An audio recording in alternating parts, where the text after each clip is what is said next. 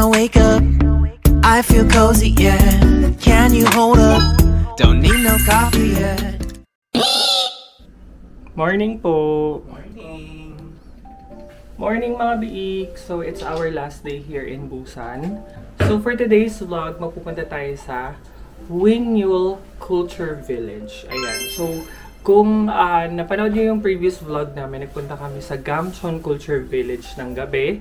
Kung hindi nyo pa yung napapanood, I will link down below the video. And then, yun nga. So, pupunta tayo dito sa bagong Culture Village na medyo low-key siya. Hindi siya masyadong napupuntahan. So, kung nagsistay kayo dito near Nampo Station, malapit lang siya. It's 2.5 kilometers or 21 minutes away. So, papakita namin sa inyo kung ano pang meron doon. Tara, let's go! Ayan, mga biik, we're walking na. So, magbabas kami. Actually, yung mode of transportation namin dito sa Busan, mostly talaga is bus. Kasi, mas efficient, mas less hassle, mas less hagdan.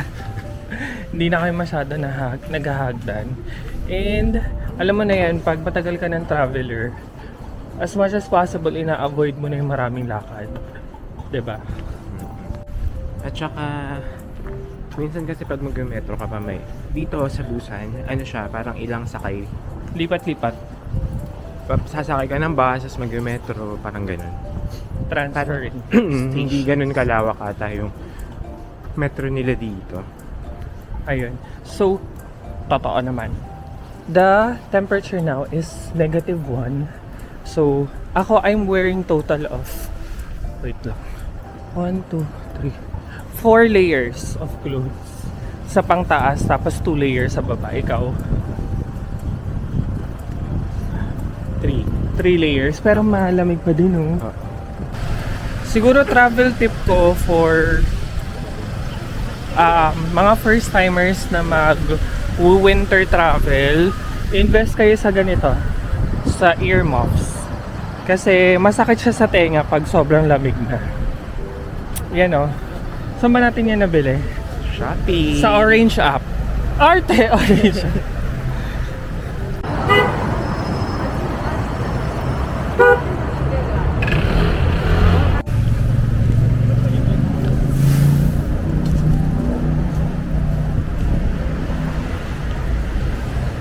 So, ganito yung example ng mga bus station nila. Ewan ko kung napakita ko na siya. So, ganito siya sa Busan. So, yung bus station nila, naka-display kung ilang minutes na lang yung aantayin mo for your bus route. And, meron ding mga ganito. So, yung schedule or interval for the first trip to the last trip. So, ngayon nandito kami sa Sindonga Market. Guys, forgive us kung di namin alam kung paano i-pronounce. Huinyul. Huinyul. Huinyul? Huinyul. Huinyul.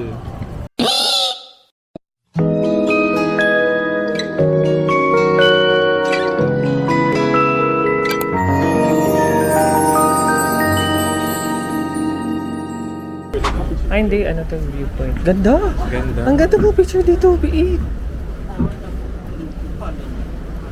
Kita ba pag dito?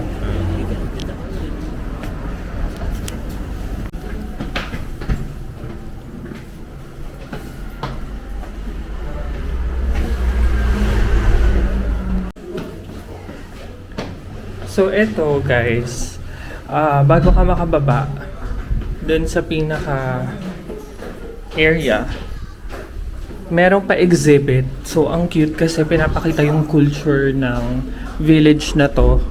And then may mga timeline siya, 1960, kanina 1970, 1980. Postcard. Hindi naman tayo nag-ganyan. Gusto mo mag-send to?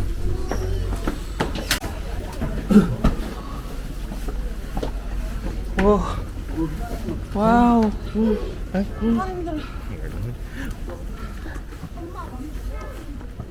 Ginagayanin mo ko yung mga Korean wow. Huh? Which is wow. Wow.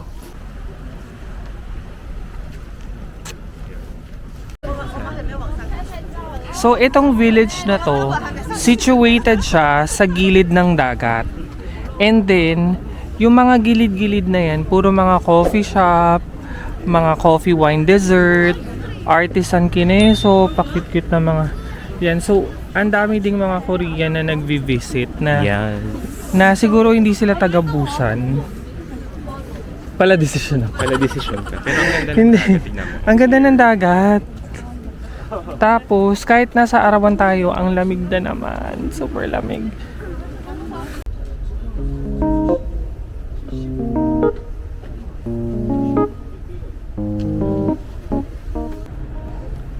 Ayan, so quick stop lang muna dito sa Molly's Coffee and Waffle habang ine-enjoy ang view. Ayan guys, so marirecommend namin na pumunta kayo dito kung marami pa kayong time sa Busan kasi ang relaxing ng view. Alam mo yun? Pag sinabi kasing Seoul, parang naisip natin agad puro buildings lang, streets, ganyan. So maganda yung may ganitong view. Ayun nga mga biik. So, ang Winyul village daw was originally a fishing village before the war. Tapos Makes sense. Tapos after nung yung mga Korean war refugees pumunta lahat dito. So, doon nag-start yung mga masisikip na alley. Yung mga makikipot na alley na mga eskinita daw dito. Then, sama-sama yung mga artists nila to rebuild. Ni-rebuild lang nila to. Like to Na- to design everything, to remodel, gano'n. Okay. Kaya kung makikita nyo mamaya sa mga clips natin, may mga art, wall art, ganyan. Tapos, para din siyang gamchon na maraming History and mga, mga artsy-artsy. artisanal. Yeah. Artisanal. Artisanal products. Artisanal artistry. Ano sasabi? Ayan po. Ayun mga big, so kung naghahanap kayo ng personalized souvenirs, we found one here. Ayan o, it's made out of wood tapos I-engrave yun. ini-engrave siya. Yung picture. Yes! Meron din ata yung burn. Yes, iba-iba siyang klase. Galing, very unique. Very. K-drama. Ano pala itong Winyul Culture Village? It's like a little Santorini here in Busan. Perfect. Yeah, that explains the white and blue. Ano? Ayan o, kaya ganyan yung mga ano. So ayun, tulad ng sinabi namin kanina, ang dami talaga mga coffee shops, mga artisanal keme, and then meron ding mga photo signature o photo booth.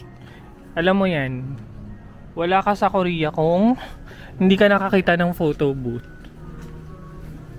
Tapos ito, yung style na to, ito yung pinaka Santorini vibe sa akin.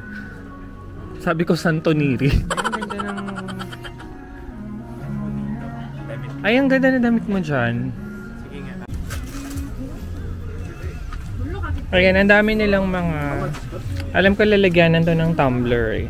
Saka mga tote bags. Meron din sila mga plushies. For the ref magnets. Ito baka pagod na kayo maglakad tapos gusto niyo magpamassage with view. Ayan, pwede kayo magpamassage dyan. May second floor din daw sir. Yes. Ganda, ganda dito, no? So, ang realization ko dito sa place na to is, bakit hindi siya ganun ka-trending? Yes. It's literally a little Santorini here in Busan. Alam nyo guys, Mutae. Ay,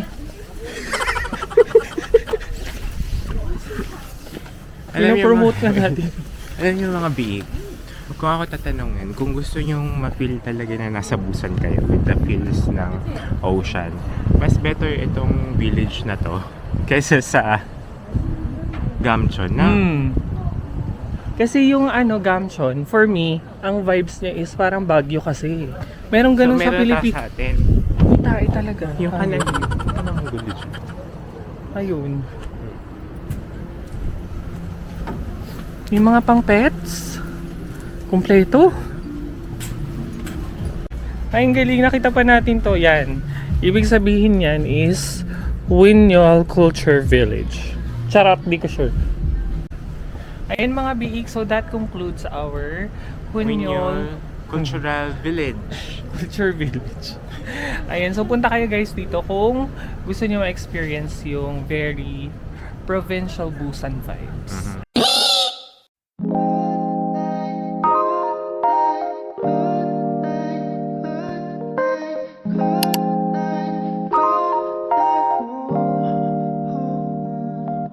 한결 편안해지고 했어 오늘 밤에도 왜 걷어 있어줘서 좋은 꿈에 번지르랬어 요즘 새벽에는 소음이 늘었어 왜냐면 너의 색깔은 blue Hi guys! So, andito kami ngayon sa Spa Land Centrum Busan.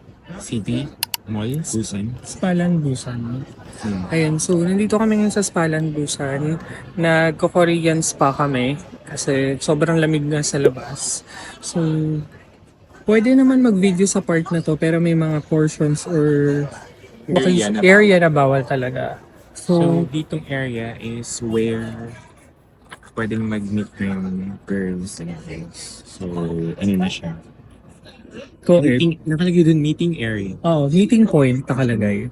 Tapos guys, pakita ko lang sa inyo kung gaano kaganda. Tama. Pakita ko lang sa inyo kung gaano kaganda yung area guys. Look. Yan yung mga, dyan ka pwede mag, lounge. Tapos yung parang may mga kuweba. Diyan po yung sauna. Tapos, pakita ko sa inyo later, yung outdoor something. Tapos dito naman sa second floor, may mga sauna room. Ito may mga, pwede ka matulog, ganyan, mag-lounge. Yun o, ang ganda ng room. Pwede ka dyang mag-lounge, yan, higa-higa, tulog. Pwede. Ito yung mga sample ng room. Body sound room, SEV room, tapos naka-indicate yung temperature kung kaya mo. So, ubusin lang namin to and then ubusin lang natin ang ating sweet rice cake. So ngayon, saan tayo papasok? Pasok tayo sa Buluman Room kung asan kinonalize ng mga Romanist. May tao. Ha?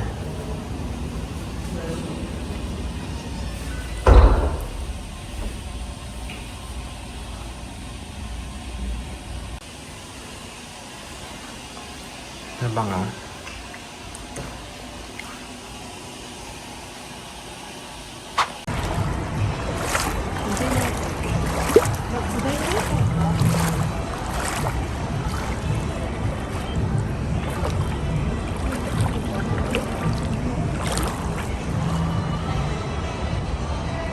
So guys, ito yung outdoor activity area. Ay, mali!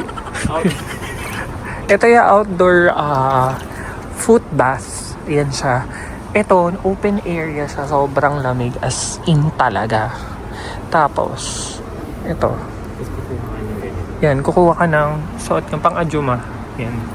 And then, ito, ang weird kasi, ang lamig ng paa mo, ay ang lamig ng buong katawan mo.